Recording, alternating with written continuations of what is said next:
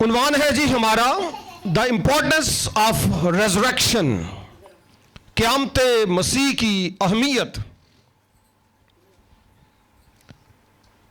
बहुत सारे वाक़यात किताब मुक़द्दस में से हम सुनते हैं, बहुत सारे मोजज़ात हम पढ़ते हैं, बहुत सारी बातें हमारे ईमान को मजबूत करती हैं। कलाम मुक़द्दस का एक एक हिस्सा हमारे लिए उत्तम और पाक है और नूर का काम करता है। लेकिन खास वाकया जो था, खुदावंद यीशु मसीह का मर जाना, कफारा दे देना, वो बहुत ही अहम था। लेकिन उससे भी अहम और जरूरी यह था कि मरा हुआ यीशु कब्र में से जिंदा हो जाए। क़यामत मसीह इसलिए जरूरी थी क्योंकि खुदावंद यीशु मसीह ने दावे किए थे, और चूंकि वो कभी झूठ नहीं बोलता, इसलिए इस दावे का पूरा होना भी जरूरी था। खुदावंद यीशु मसीह ने जो दावा किया, उनमें से पहला यह था, कुछ लोगों से वो मुखातिब हुए और उनसे कहा कि तुम इस मक़दस को ढा दो तो मैं इसे तीसरे दिन फिर खड़ा कर दूंगा। उनको समझ ना आई, लेकिन यीशु बता रहे थे कि यह वाला मक़दस, यानी मैं खुद की बात कर रहे थे, जब मरूंगा तो मैं तीसरे दिन मुर्दों में से जी उठूंगा। बाद हज़ां खुदावंद यीशु मसीह से जब वो निशान तलब करने लगे, फकीह और फरीसी और लोग, तो यीशु ने उनसे कहा कि जिस तरह से यूना मछली के पेट में 3 दिन और रात रहा, जरूर है कि इब्ने आदम भी दुख उठाए और 3 रात और 3 दिन जमीन में रहे। खुदावंद यीशु मसीह के मुंह की बातें, और फिर उसका दावा था कि क़यामत और जिंदगी तो मैं हूं। इन दावों के पेश नजर जरूर था कि यीशु जो बात करता है वो पूरी करता है, वो पूरी करे। इसलिए खुदावंद यीशु मसीह का मुर्दों में से जी उठना बहुत ही जरूरी था, क्योंकि ये उसका दावा था कि वो उठेगा। उसने बार बार कहा, जरूर है कि इब्ने आदम दुख उठाए, हवाला किया जाए, मसलूब किया जाए और दफन किया जाए, और तीसरे दिन मुर्दों में से जी उठे। खुदावंद यीशु मसीह के दावे के मुताबिक, उसके हुक्म के मुताबिक मसीह की क़यामत बहुत ही जरूरी थी। इसके अलावा एक अहम बात जो साबित करना थी, क्योंकि खुदावंद यीशु मसीह पर मुख्तलिफ इल्जामात में से जो बड़ा इल्जाम था वो ये था कि ये आसमान के खुदा को बाप कहता है। वो उसको बाप कहकर मुखातिब करता था, और यहूदियों को इस बात से चिढ़ थी। और जब सदर अदालत में वो गए और वहां पे बातचीत हुई, काहिनों के सामने ये बात रखी, बल्कि सरदार काहिनों के सामने, तो वो ये कहने लगे कि ये कैसा आदमी है, कुफर बकता है, आसमान के खुदा को बाप कहता है। पॉइंट काबिल तवज्जो है। मसीह की जो क़यामत है, इसलिए भी जरूरत थी। The resurrection was very important. क्यों जरूरी थी? ताकि साबित हो जाए कि यीशु मसीह हकीकतन खुदा का बेटा है। हालेलुया। यह बात साबित करने के लिए जिंदगी बख्शने वाला वो है। क़यामत इसलिए भी जरूरी थी, उसकी अहमियत हम देख सकते हैं, क्योंकि क़यामत के वसीले से जिंदगी मिली। दुनिया भर के अदियान में मुख्तलिफ लोग निजात के लिए मुख्तलिफ मराहल में से गुजरते हैं, रियासतें करते हैं, मुशक्क़तें करते हैं, सफर करते हैं, चिल्ले काटते हैं, पैसा लगाते हैं, पता नहीं क्या कुछ वो करते हैं ताकि जिंदगी पाएं। ताकि निजात हासिल करें। और कई लोग तो दुख में ही जिंदगी बसर कर देते हैं कि हमें निजात नहीं मिली, हमें जिंदगी नहीं मिली, हमें खुदा ने अपना चेहरा नहीं दिखाया। तो जरूरी था कि अब कुछ ऐसा हो कि खुदा अपना चेहरा दुनिया को दिखा दे। दुनिया भर के अध्ययन का नजरिया अपनी जगह, लेकिन फिर यीशु मरकर जिंदा हुआ और जिंदा ही जिंदगी बख्श सकता है। अगला पॉइंट भी आपकी तवज्जो मैं चाहता हूं। आमतौर पर हम कहते हैं अंधा अंधे को राह नहीं दिखा सकता, हालांकि यीशु मसीह की स्टेटमेंट है। मैं आपसे पूछता हूं, क्या अंधा अंधे को राह दिखा सकता है? जो डूब रहा हो वो दूसरे को बचा सकता है? जवाब आपने मजीद देने हैं। कमजोर सहारा क्या दूसरों को सहारा दे सकता है? नहीं। टूटा हुआ चिराग रोशनी दे सकता है? बिल्कुल नहीं दे सकता। A broken campus can not guide a traveller. वो कैंपस जो समत बताते हैं, अगर वो टूट जाएं तो वो समत नहीं बता सकते। खुदावंद यीशु मसीह की क़यामत इसलिए जरूरी थी क्योंकि जिंदा ही जिंदगी बख्श सकता है। हालेलुया।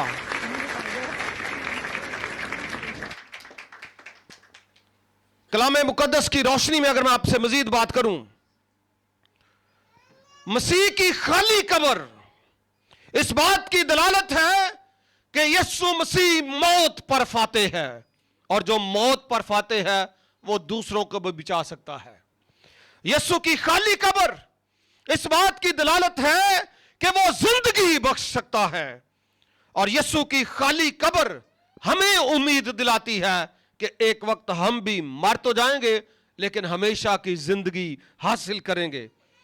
यीशु की खाली कब्र नई जिंदगी की तरफ हमें लेकर जाती है। यीशु की खाली कब्र निजात की तरफ हमें लेकर जाती है।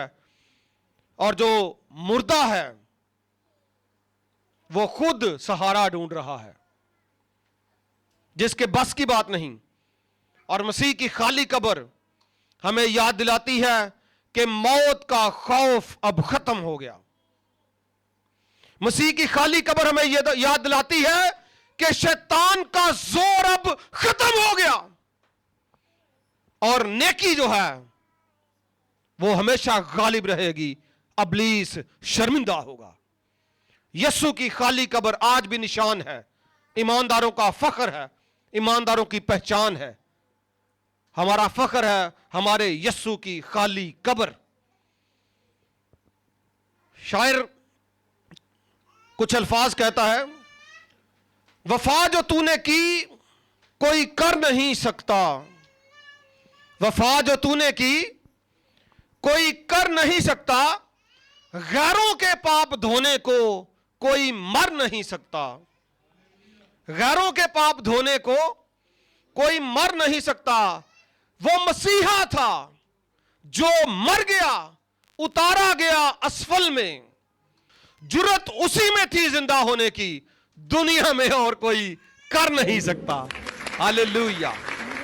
ये मेरा और आपका यीशु था जो मौत पर फाते हुआ। इसके अलावा किसी में इतनी जुर्रत नहीं कि वो मौत पर फाते हो। मसीह की क़यामत इसलिए भी जरूरी थी ताकि हर बनी नो इंसान को एक समत मिले, एक डायरेक्शन मिले, और लोग उस राह पर चलकर हमेशा की जिंदगी पाएं। जैसा यूहन्ना की इंजील में लिखा है, उसका 3 बाब और उसकी 36वीं आयत, जो बेटे पर ईमान लाता है हमेशा की जिंदगी उसकी है। और यही वो बात है जो मसीह की क़यामत से जुड़ी थी। अगर यीशु जिंदा ना होता तो बेटे पर ईमान लाने वालों की तादाद भी ना होती या कम होती। आज बेटे पर ईमान लाने वालों की तादाद दुनिया में सबसे ज्यादा है। जितने भी लोग हैं, जो बेटे पर ईमान लाता है हमेशा की जिंदगी उसकी है, लेकिन जो बेटे की नहीं मानता, आप जानते हैं ऐसे बड़े सारे लोग हैं जो बेटे की नहीं मानते। जो बेटे की नहीं मानता वो जिंदगी को ना देखेगा, बल्कि उस पर खुदा का गजब होगा। यीशु की क़यामत से जुड़ी है हमेशा की जिंदगी। और यूहन्ना 14:6 में लिखा है, राह और हक और जिंदगी तो मैं हूं, कोई मेरे वसीले के बगैर बाप के पास नहीं आता। तो खुदावंद यीशु मसीह वो रास्ता, वो वसीला, वो निजात है जिसके जरिए से कायनात का हर एक शख्स निजात पाता है।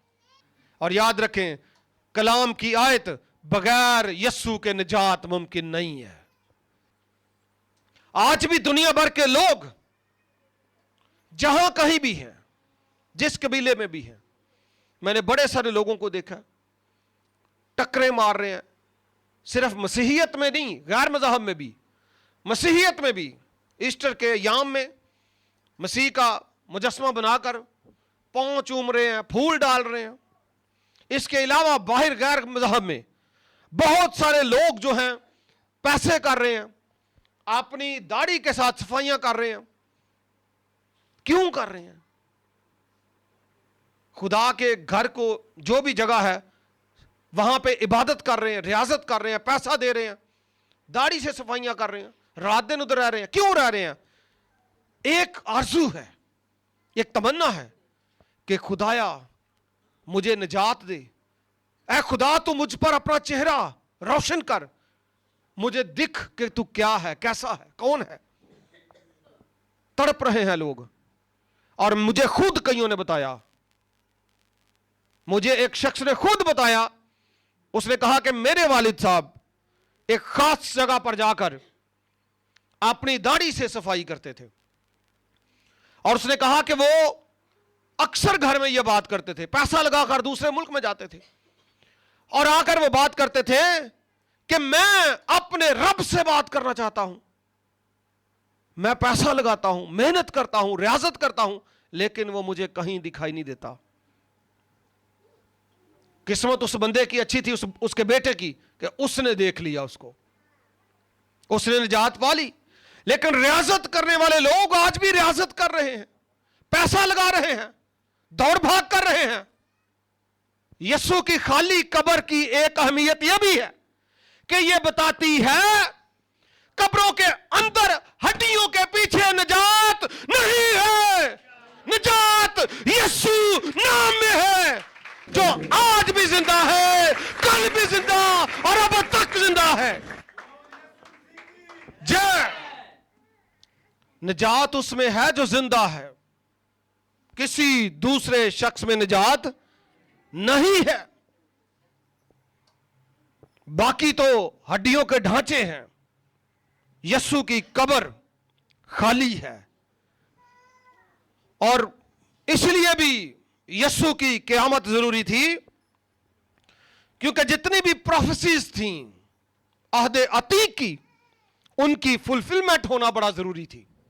ज़बूर नंबर 16 उसकी 10वीं आयत में लिखा है, तू ना मेरी जान को पाताल में रहने देगा, ना अपने मुकद्दस को सड़ने देगा। सड़ने वाले और हैं, गलने वाले और हैं। यह एक नेचुरल फिनोमेना है कि जो भी शख्स मिट्टी में जाएगा, दिन बीतते बीतते उसकी बॉडी डिकम्पोज होगी, वो कीड़े मकोड़ों की खुराक बनेगी। यह एक बहुत बड़ी हकीकत है, बहुत बड़ा सच है कि ऐसा होगा। यीशु के ताल्लुक से नबूवत थी, और नबूवत यह थी कि अंबिया चाहे झूठे हो या सच्चे, रसूल चाहे झूठे हो या सच्चे, बुजुर्ग जैसे भी हो, बच्चे जैसे भी हो, जैसी भी रियासतें की हो, हर एक बशर जैसे ही मनोमन मट्टी के नीचे जाएगा, चंद दिनों बाद वो गल सड़ जाएगा, बदबू छोड़ेगा। दुनिया का कोई भी शख्स ऐसा नहीं है जिसका जिस्म बदबू ना छोड़े। कोई भी शख्स ऐसा जो दावा करता हो, उसकी कब्र खलवा के देखें, 3-4 दिन बाद उसकी कब्र खुलवा के देखें, 2-2 किलोमीटर तक उसकी बदबू जाएगी। ये एक नेचुरल बात है। जमीन के अंदर, मट्टी के अंदर जिस्म गलेगा। मसीह की क़यामत इसलिए जरूरी थी कि उसके ताल्लुक से बताया गया था कि उसका जिस्म, उसका मक़दस सड़ेगा नहीं, गलेगा नहीं, वो जिंदा बाहर आएगा। हालेलुया। तू ना मेरी जान को पाताल में रहने देगा, ना अपने मुकद्दस को सड़ने देगा। हालेलुया। और इससे हमें भी एक उम्मीद है कि हमारा यीशु हमें भी जिंदगी बख्शेगा, हमें भी जिंदा करेगा। और नबूवत का पूरा होना बड़ा जरूरी था। मुकद्दस होसिया की किताब सहीफा 6 बाब उसकी 2 आयत में लिखा है, वो 2 रोज के बाद हमको हयात ताजा बख्शेगा और तीसरे रोज उठ खड़ा होगा। हालेलुया। और हम उसके हुजूर जिंदगी बसर करेंगे।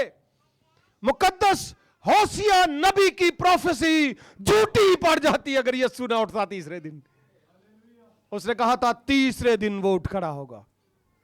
शाबाश, जोर से बोलें, क्या यीशु जिंदा है?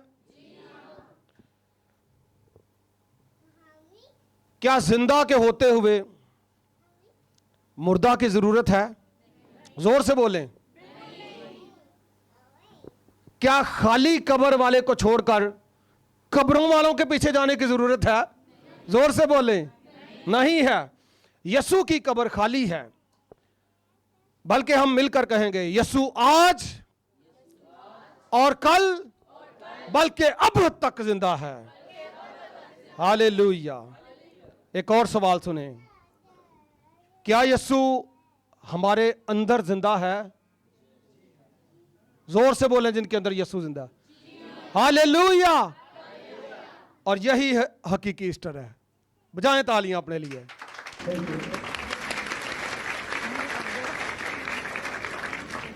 पौलुस रसूल कहता है, अब मैं जिंदा न रहा बल्कि मसीह मुझ में जिंदा है। जिंदा मसीह हमारी जिंदगियों में होना बड़ा जरूरी है। और एक और बात, गुनाहों का बोझ कोई उठा नहीं सकता था, खाली कब्र वाले ने उठाया। जहर गमों का पीना कितना मुश्किल है। जहर गमों का पीना कितना मुश्किल है। बोझ गुनाहों का उठाना कितना मुश्किल है। हमारे से तो अपने नहीं उठाए जाते, तो पूरी दुनिया के बोझ गुनाह। जहर गमों का पीना कितना मुश्किल है। बोझ गुनाहों का उठाना कितना मुश्किल है। सूली पे और भी बड़े चढ़ते थे। सूली पे चढ़ जाना माना आसान सही। सूली पे चढ़ जाना माना आसान सही, मरकर जिंदा हो जाना कितना मुश्किल है। हालेलुया। और ये कुव्वत और कुदरत मौलूद मुकद्दस मेरे और आपके मुनज्जी यीशु की कुदरत है, मरकर जिंदा हो जाना। हालेलुया। और वो ऐसा मुनज्जी है, ऐसा अजीम नबी, हमारा खुदा, जो हर वक्त हमारे साथ है। मॉर्निंग में मैंने इनको बताया कि यीशु हमारे साथ है। अंबिया की एक सिफ्त थी कि जब नबी आते थे तो चले जाते थे, वक्त पूरा करते थे और क्या था, चले गए। चाहे बड़े नबी हो चाहे छोटे नबी हो, चाहे बड़े रहनुमा हो, ये मूसा जैसे, यर्मिया जैसे बड़े नबी हों, यसाया जैसे बड़े नबी, हिजकियल, दानियल या यूना, मीका जैसे छोटे नबी, सब गुजर गए। बुजुर्ग भी चले गए, चाहे अब्राहम हो, याकूब हो, इसहाक हो, वक्त के साथ साथ सब चले गए। जैसे कोई जाता था खुदा किसी और को चुन लेता था। मूसा के बाद यशवा, अब्राहम के बाद इसहाक, उसके बाद याकूब, आगे उनके बच्चे। खुदा किसी और को बरकत देता है और लोग खड़े कर देता है। इसी तरह से नबियों का सिलसिला, खुदा नबी जाते थे तो और खड़े कर देता था। फिर आखिर में जो नबी आया, जो नबियों से बढ़कर है, वो आया तो जरूर, एक फॉर्मूला है, स्टैंडर्ड है कि नबी आएगा, अपनी खिदमत करेगा और उसके बाद दूसरा, वो जाएगा तो दूसरा आएगा। और ये भी आया, इब्ने खुदा भी आया जो नबी भी था। वो आया तो जरूर लेकिन वापस नहीं गया। हालेलुया, वापस नहीं गया, इधर ही है। उसने कहा जहां 2 या 3 मेरे नाम से जमा होंगे मैं उनके बीच में हूं। उसने कहा मैं दुनिया की इंतहा तक हमेशा तुम्हारे साथ हूं। इसलिए मसीह की खाली कब्र बताती है कि यीशु हमारे साथ है, जिंदा। और शायद हमें उस बात का तजर्बा नहीं। याद रखें, अगर आप चाहें तो यीशु को देख सकते हैं, आप उससे बात कर सकते हैं। यह आपकी तलब की बात है, तड़प की बात है। वो जिंदा है, हमारे दरमियान में है। आप उसको महसूस कर सकते हैं, उसके चेहरे को देख सकते हैं। वो जिंदा है। इसलिए हमें किसी और नबी की जरूरत, बोलें जी, नहीं है।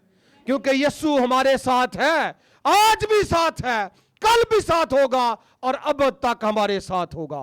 हालेलुया। बोलो खुदावंद यीशु मसीह के नाम की, खुदावंद यीशु मसीह के नाम की hallelujah. Thank you so much. आप सबको ईद ए क़यामत मसीह मुबारक हो। Thank you so much.